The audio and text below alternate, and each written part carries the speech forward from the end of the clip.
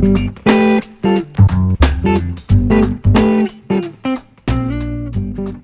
y'all, my name is Denise Cerro and I am a mixed media artist in Encinitas. I'm part of the Artist Alliance at the Oceanside Museum of Art, and I have a home studio that I'm pretty happy with.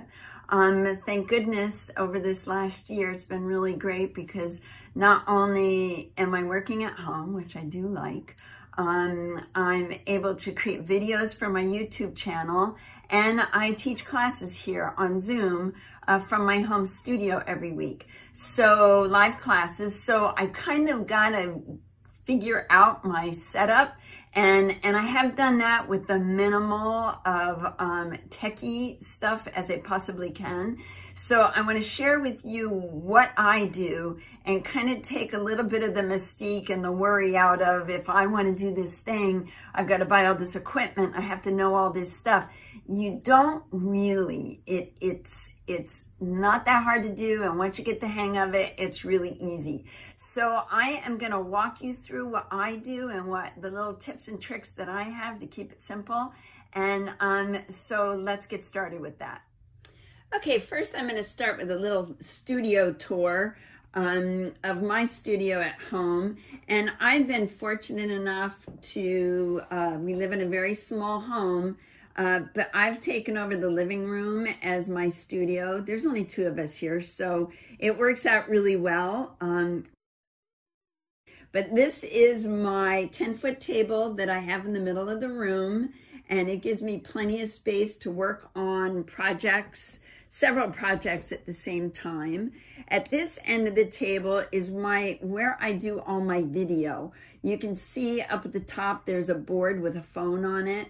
That is where I set my phone to do projects, do videos of tabletop, right here in front of my desktop computer, which also then is set up for my art wall, where I've built shelves that I can use as vertical easels, and it's right across from my desktop, so it gives me plenty of the ability to video from when I'm on Zoom, to video right from my desktop to see what I'm doing back here on my back wall. I have a second tripod that is sitting up if I want to take close-ups of what I'm working on the back wall. And these are pretty inexpensive. You probably already have one hanging around. I actually don't use this very often, but when I do, I did get an attachment for it to put a phone on, so that comes in handy. Then as I swing around, I've got a little sitting area, I've got a little studio dog, where I kind of sit and contemplate what I'm going to do for the day. And again, here is my tabletop. And this is the board that I put my phone on, and my phone just sits up there. I actually have several phones. If you have an old iPhone, the cameras still work really great. This one, they just sit up there with museum putty, and I actually usually have two phones up here when I'm doing a Zoom class.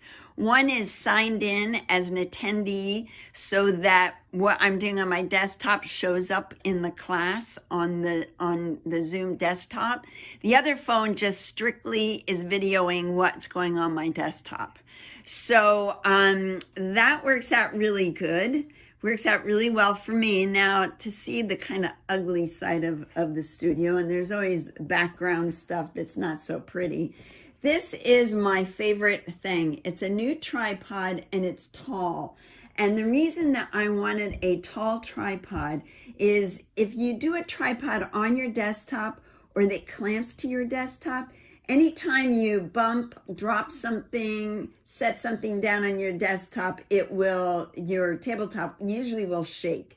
And I see a lot of that in videos. So to avoid that, I wanted something that was completely independent from my tabletop. So no matter what's going on my tabletop, the video is steady.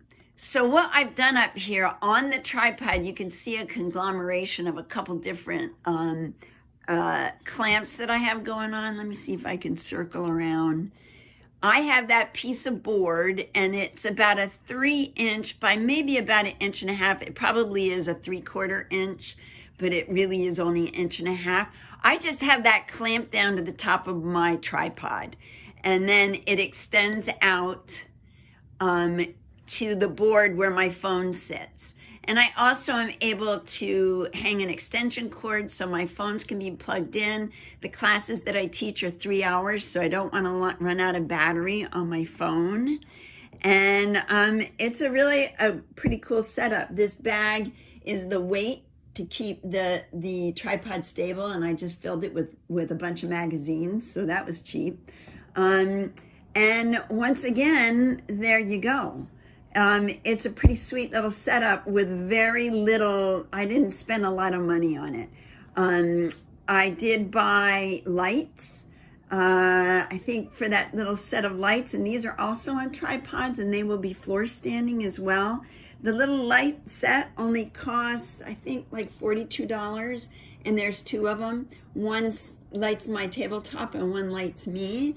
And I spent, I believe the tall tripod was like $44. And then my other tripod I had laying around forever. And then let me see if I can turn this guy around. I have another little tripod that my phone attaches to. And this little guy was only like $18, and it was set up for a phone. And I like this one a lot because it, I can carry it around like I just did without a lot of shaking going on. So that works really great. And there you go. That's my setup. Pretty easy to do, and I kind of was winging it. But each class that I teach, I tweak it a little bit more. I keep waiting for my phone to fall off that piece of wood and plop right on my tabletop, but it hasn't happened yet, and I don't think it will.